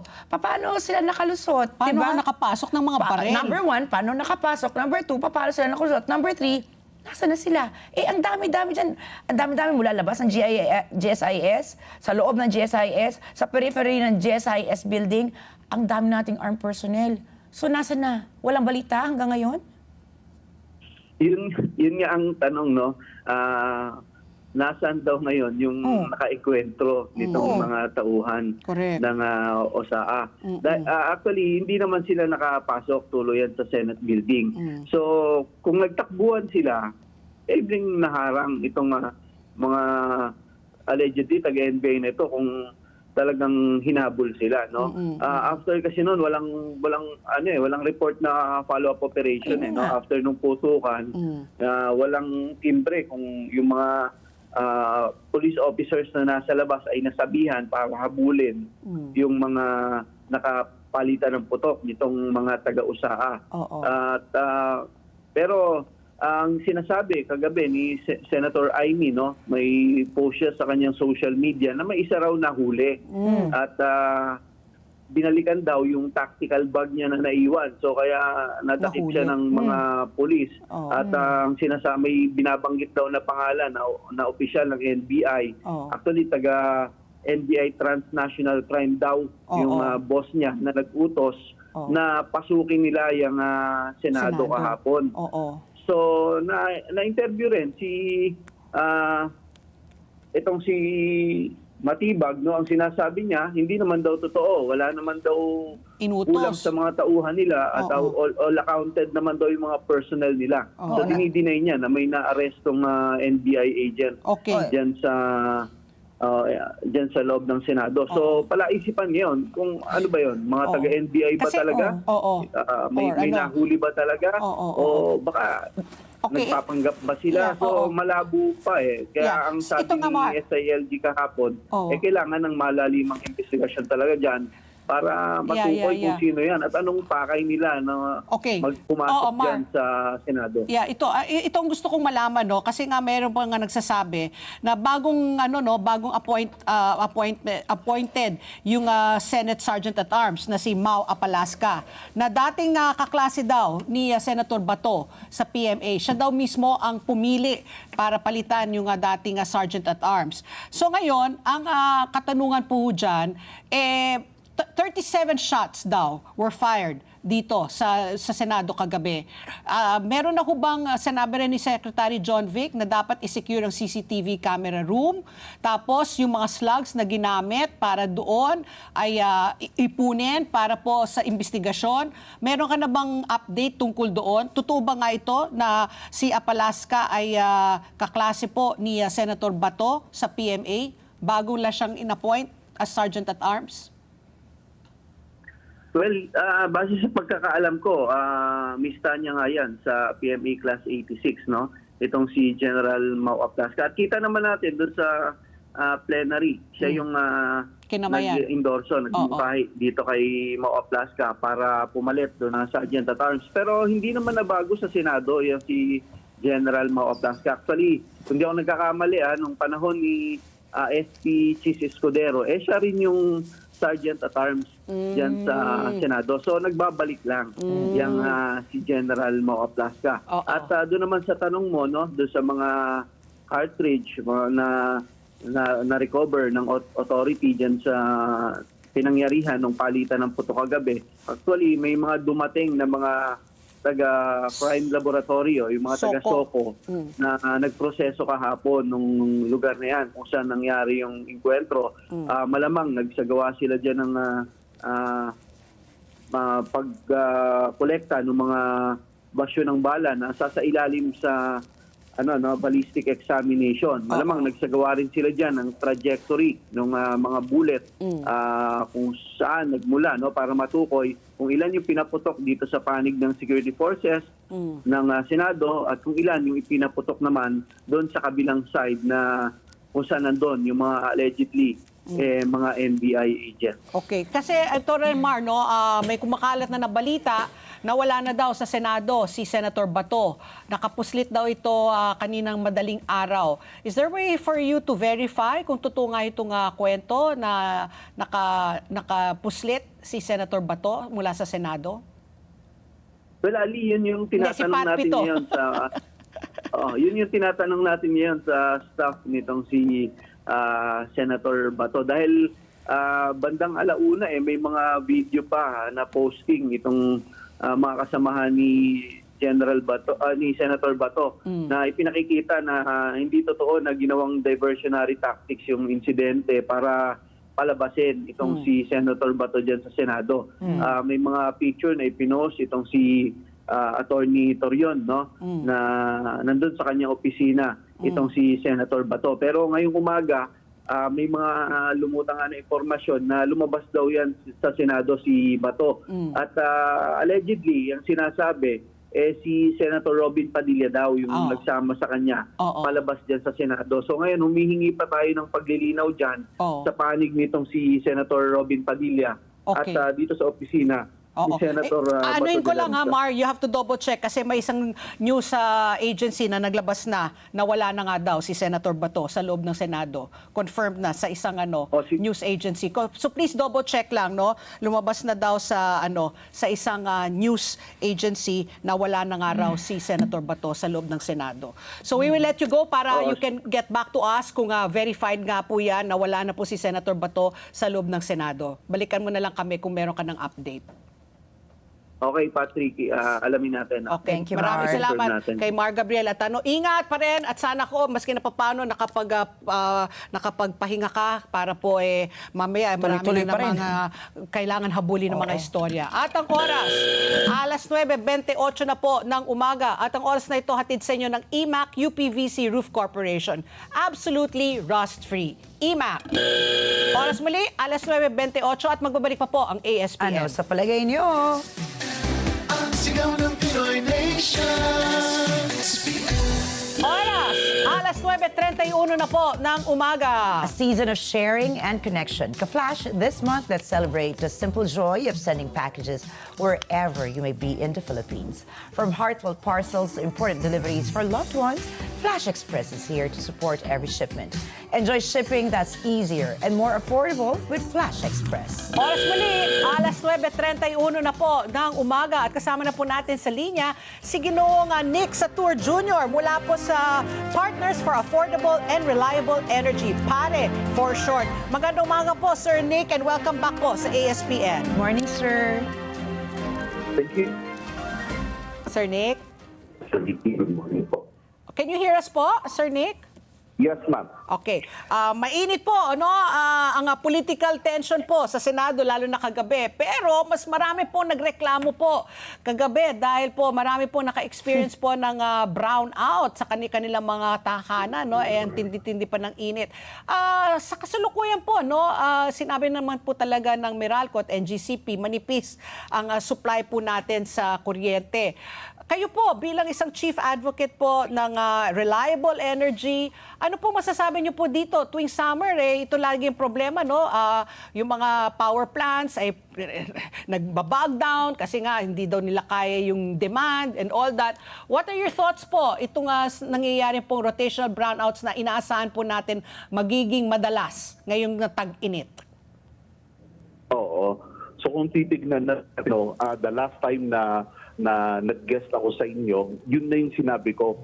This summer month, mag-antay tayo kasi every summer nagkakaroon tayo ng red and yellow alert. Hindi na to bago. So alam natin na every year meron at meron talagang red and yellow alert. Ang nakakatakot dyan, kasunod ng red and yellow alert ay price increase. Ngayon, para hindi halata, hindi tayo magkakaroon ng bill shock, gagawin nilang staggered payment. So that is the pattern na nangyayari on a yearly basis. Oo. So, okay. Sir Nick, kami po, ako po nung lumalaki, dekada 90 yan. Naku, naalala ko tuloy, natandaan niyo po ba kung kayo pinanganak na noon, yung mga talagang brownout season, like talagang may schedule na po. Are we looking at the same scenario now? Lalo na po may crisis ngayon sa Middle East? well, ngayon, mas maganda naman compared during the dark ages na ng 90s, no? Yun nga lang, ngayon kasi mas mahal. Every year, red and yellow alert, increase ng presyo. So, parang ang nangyayari po na pattern, hindi man ganun na parang dark ages na rotational brownout every hour, 4 hours lang. Hindi ganun ang mangyayari.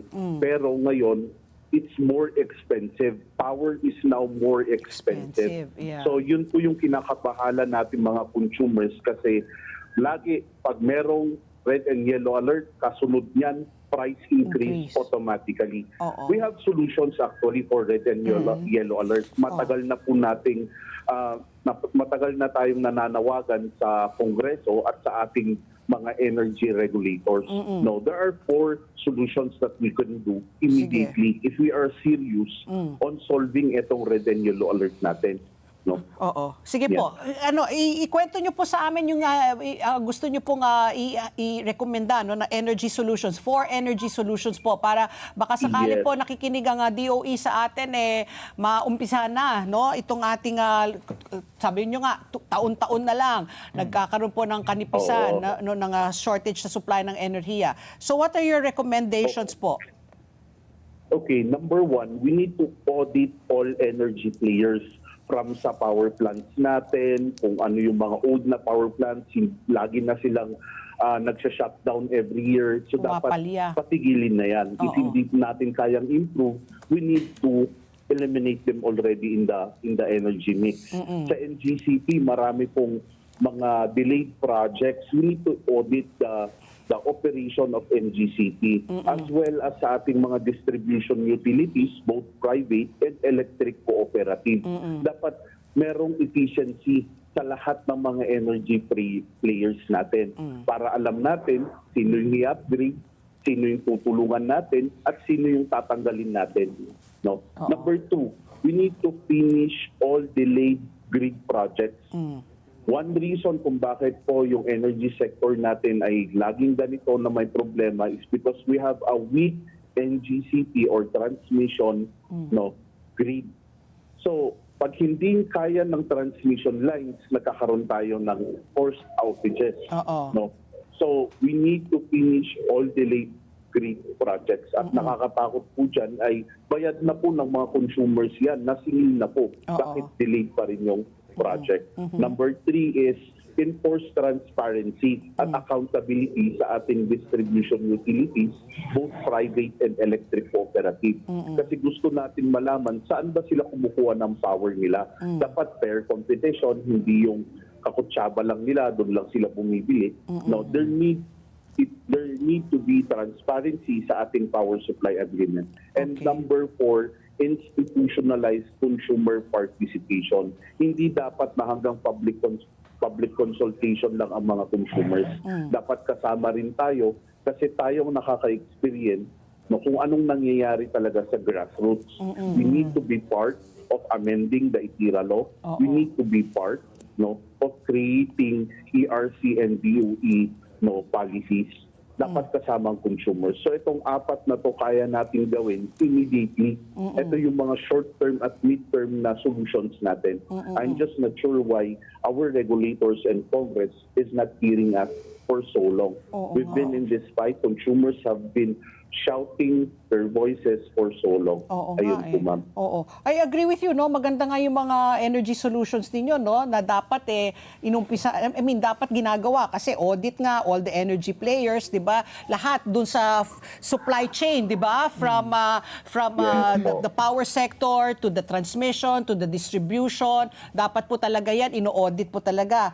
Ang aking katanungan, habang ang ating Kongreso ay nagbibingi-bingian at ang ating Department of Energy ay ewan ko, baka ngayon hindi nila ito ngayon na priority dahil gusto nila nga yung ating supply ng crudo ay ma-extend, at least dapat 60 days kasi nga wala pang katiyakan kung kailan matatapos. Yung sa side na lang po ng private sector, what can we do? Kasi yesterday nga dahil sa dami ng mga brownouts, may chat group po ako, marami sa aking mga kaibigan, nag-i-invest na talaga sila sa solar panels. Pero marami rin sa kanila ang nagrereklamo na parang namamatay ka agad yung mga batteries po. Kayo po, what are your thoughts po on investing on solar panel? Because to me, that is something that we have the capacity as a consumer, right away we can do. Because although these solutions that you presented are all well-meaning, but it needs Congress, it needs, political will. Yeah, it might really take a long time. In the meantime, we as consumers, tayo nagbabayad ng ating kuryente. So anong pwede natin gawin po, Sir Nick? Oo, no? So, makikita natin, ang ating mga consumers sa business sector as well as sa household, no, desperate na sila. And for them to survive, they're looking for alternative source of energy, which is yung solar panels nga po.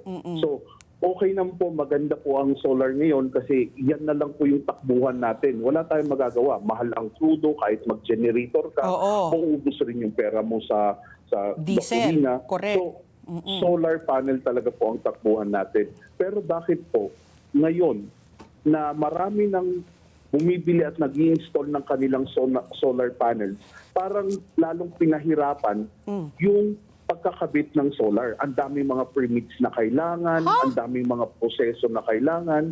You know, you need to undergo a series of permits before you will install your solar panels. Talaga? So parang, yes, ma'am, kailangan meron kang building permit, kailangan kumuha ka ng electrical permit, you know, yung papasyalan pa yan ng LGU. So yung sa akin, the government should be creating laws that are protecting consumers. Dahil apektado ang negosyo ng mga oligarko at itong mga malalaking energy players because of the entrance of solar.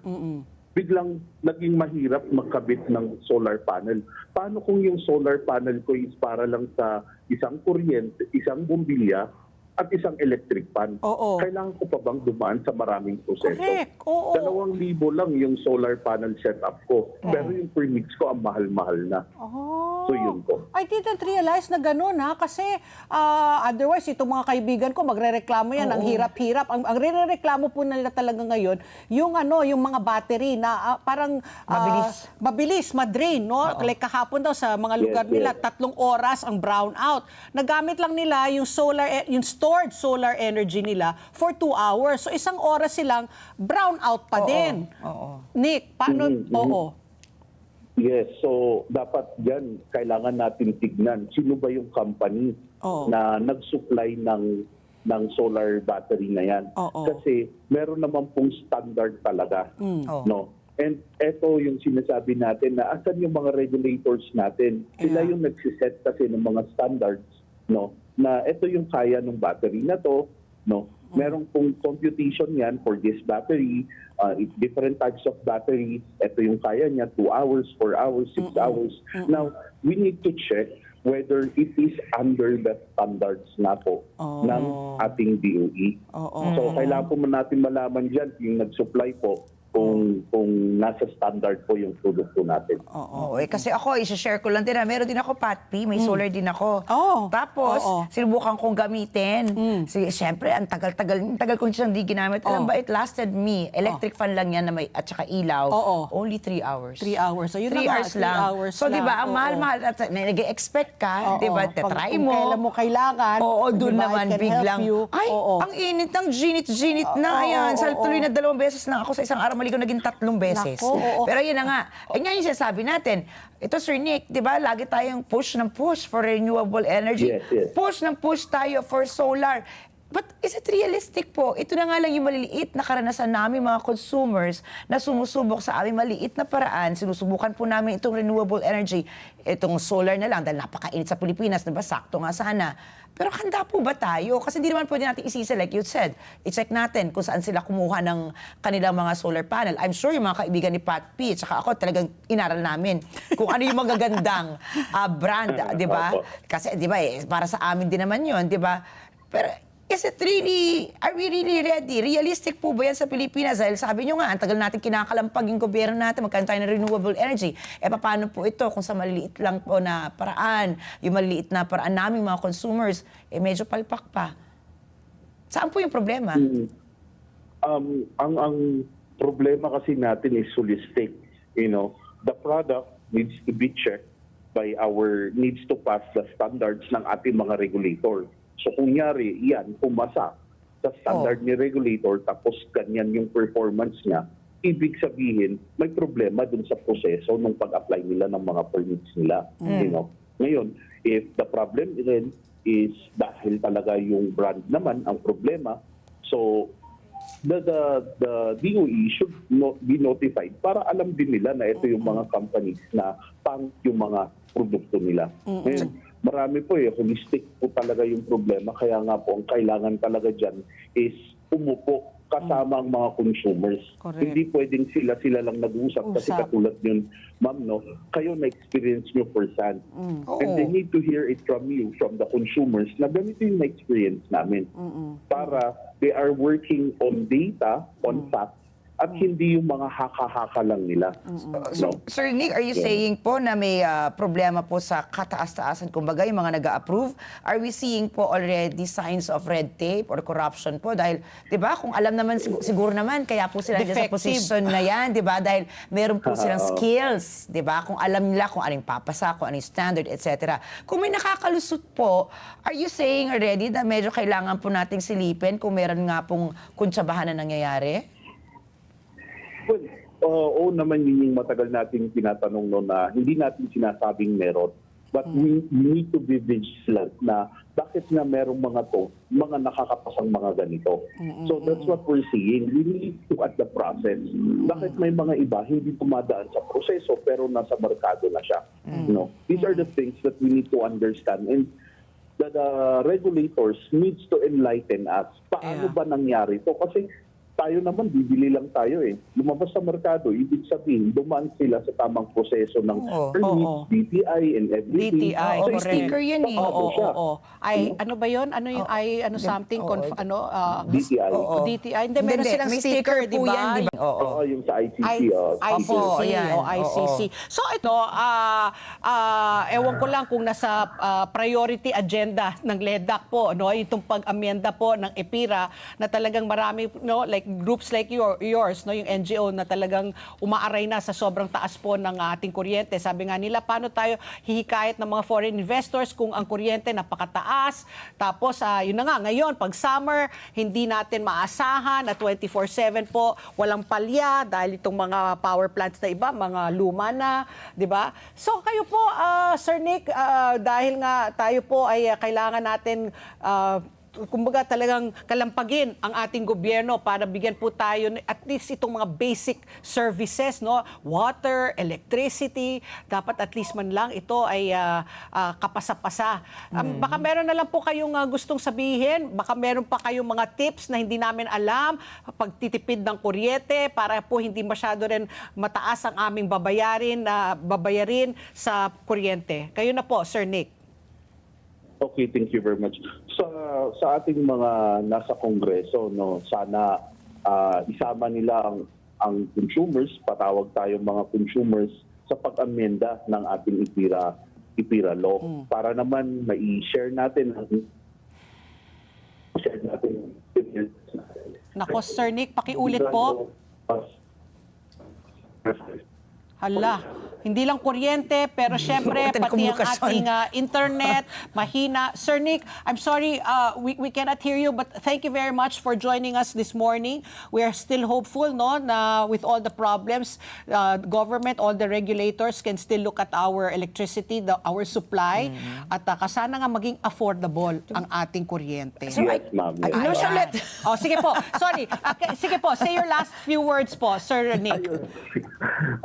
Sorry. For us sa consumers lang, gusto lang sana natin nakasama tayo sa usapin ng kuryente kasi halos tayo naman nagbabayad lahat ng mga pasok charges. No? So we appeal to Congress, to top consumer groups, to top SARE, for the amendment of IPIRA and other energy laws. And number 2, sana po yung ating mga regulators din ay makipag-collaborate sa ating mga consumers. And sa ating mga consumers din po, please do not hesitate to message ang SARE. No, you can find us in Facebook kung may mga complaints kayo, meron kayong mga concerns, or meron kayong mga questions sa usaping kuryente. Ayun po, ma'am, maraming salamat po. Okay, maraming salamat muli, Sir Nick Satur Jr. At ingat po tayo at magtipid pa rin po tayo ng kuryente. Wala pa rin tayong hindi pa rin talaga sigurado kung hanggang kailan itong manipis na supply ng kuryente. At ang oras, alas 9:49 na po ng umaga. Tuloy-tuloy pa rin ang ating pagbabalita. Ricky Girl. Naipasa Ipinasa na po ng Kamara de Representantes ang Articles of Impeachment laban kay Vice Presidente Sara Duterte sa Senado. 2 araw matapos bumoto ang 257 kongresista na ma-impeach ito. Sa isang pahayag, sinabi ng Kamara na dinala na ni Secretary General Cheloy Garafil sa Senado ang House Resolution No. 989 na naglalaman ng Committee Report No. 261 at ng Articles of Impeachment. Naipasa nga po ang mga ito 7:22 ng gabi kay Senate Secretary Mark Leandro Mendoza. Noong Martes, sinabi ni Garafil na hindi pa nila napapadala sa Senado ang Articles of Impeachment dahil tinitiyak ng Kamara na wasto ang mga kopyang ipadadala nila. Nauna nang nangako si Senate President Alan Peter Cayetano na hindi maaantala ang impeachment proceedings laban kay Duterte. Samantala, inakusahan naman po si VP Sara ng paglabag sa konstitusyon at katiwalian kaugnay na umano'y maling paggamit ng 500 million pesos in confidential funds sa ilalim ng Office of the Vice President at 112.5 million pesos sa ilalim ng Department of Education. Inaakusahan din ang Vice Presidente ng pag-iipon ng hindi maipaliwanag na yaman na hindi naaayon sa kanyang legal na kita at umano'y panunuhol sa mga opisyal ng DepEd para makalusot sa mga batas ng pamahalaan ukol sa procurement o pagbili po yan ng mga kagamitan at serbisyo. Ipinaparatang din na si Duterte ay gumawa ng mabibigat na krimen sa pamamagitan ng umano'y pagpapakontrata para sa pagpaslang sa Pangulo, unang ginang at dating Speaker of the House, kasama ang mga aligasyon ng pag-uudyok ng sediksyon. Bilang tugon sa pagpapadala ng mga dokumento, sinabi ng legal team ni VP Sara na sila ay handang ipagtanggol sa harap ng Senado na uupong impeachment court. Ayon sa kanyang abogado, habang may iba't ibang usaping konstitusyonal hinggil sa proseso na nakabinbin pa sa Korte Suprema, nasa House Prosecution Team ang buong pananagutan na patunayan ang kanilang mga paratang. Pati. Okay, kanina lang kapapasok lang kanina pinag-usapan natin ang kuryente. Ito na, naglabas na po ang NGCP na putting again Luzon grid under yellow alert from 3 p.m. to 4 p.m. and again 10 p.m. to 11 p.m. today, May 14, while a red alert was raised from 4 p.m. to 10 p.m. Meanwhile, the Visayas grid was placed under yellow alert status from 3 p.m. to 4 p.m. and again 9 p.m. to 11 p.m. while a red alert status was raised from 4 p.m. to 9 p.m. So baka ito na magpa-brown out na naman. So maganda po tayo kung kayo po ay may solar, ikarga nyo na. Ibilad nyo na sa araw. Ibilad nyo na sa araw. Kung hindi, kung kailangan nyo na po, ano ang kailangan nyo gawin na may kuryente, gawin nyo na ngayon kasi baka nga umulit na naman ang rotating brownout. Okay, sa ibang balita, napaulat na nakaalis na nga si Senator Bato de la Rosa kaninang madaling araw. Kasama umano ni Senator Bato si Senator Robin Padilla nang umalis ito sa pagitan ng alas 3 at alas 4 ng umaga kanina. Hindi umano alam ni Senate President Alan Peter Cayetano ang pag-alis ni Senator Bato. Kinukumpirma pa ang naturang impormasyon at sa susunod na mga minuto po ay maglalabas po ang pahayag ang ating Pangulo, si PBBM. So syempre siguro pag-uusapan niya kung ano nga nangyaring kagulungan at kung totoo nga na nakaalis na po sa Senado si Senator Bato. Ang maraming nagtatanong kung si Senator Robin ay mapapahamak dahil nga alam niya na siya, wanted si Senator Bato, 'di ba? So aiding and abetting nga daw. Aiding and abetting a fugitive, parang ganyan. Hay, nako talaga. Okay, Ricky girl. Samantala naman, Papi, tinawag po ni Vice Presidente Sara Duterte na kawalan ng respeto sa Senado bilang institusyon ang insidente doon kung saan nagkaputukan pa ng baril. Nakalulungkot at nakagagalitan niya ang nangyayari sa Pilipinas ngayon. Sinabi ito ni VP Sara habang binibisita ang ama niyang si dating Pangulong Rodrigo Duterte sa The Hague, the Netherlands. Natanong si VP Sara kung nakausap na ba niya si Bato de la Rosa. Hindi pa daw. Nako. At oras. Alas 9:53 na po ng umaga. Bilang mga Pilipino, masipag po tayo. Matiisin talaga at inuuna natin talagang ating pamilya. Ngunit sa dami po ng ating responsibilidad, madalas nakakalimutan natin alagaan ang ating sariling kalusugan. Kaya tandaan po natin, ang malakas na katawan ay mahalaga upang patuloy tayo makapagtrabaho, makapag-alaga ng pamilya at ma-enjoy ang buhay. Ang King's Herbal Plus ay isang all-natural natural food supplement na may 80 powerful ingredients mula sa herbs, fruits, and vegetables for men and women na tumutulong po sa overall wellness at vitality ng katawan. At bilang pasasalamat sa inyong patuloy na suporta, may 1 milyong pasasalamat promo po ang King's Herbal Plus kung saan maaari kayong manalo ng hanggang 500,000 pesos in cash. Mabibili po ang King's Herbal Plus sa Mercury Drug, Watsons, South Star Drug, Rose Pharmacy at iba pang leading drugstores nationwide. King's Herbal Plus, balik lakas, balik sigla. Hatid ay pag-asa at saya. At nakikita ko na si Ricky Girl, meron na namang bond paper na ano ba yan, back to back? Back to back to back? O Hindi, sige, kasi you overtime have tayo kahapon. 1 minute. 1 minute. Pero ito, para sa iyong everyday nanonood sa atin. Kinukunan Oh. pa ng litrato tayo araw-araw. Kaya hindi ko siya pwedeng hindi batiin ang aking kabatch sa JCI Philippines mula sa Bulacan. Bulacan. Happy birthday, Rugel Mendoza Baricua. Okay, one more time. Wag na. Okay na. Kasi, again, Rugel Mendoza Baricua. Ayan. Kasi ang tawagan lang namin sa JCI, batch. Batch, Oo, okay. batchmate. Ano ang Happy JCI? birthday, Junior Chamber International. Ayan. Ayan po, okay. Akala ko samahan. bagong eskwelahan eh, JCI. Ayan po.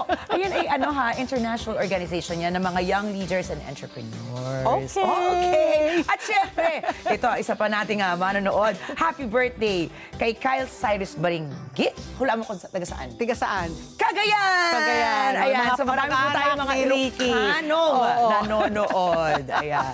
Okay, bago At kayo syempre, magpaalam, dito sa ASPN, mahalaga po ang inyong palagay.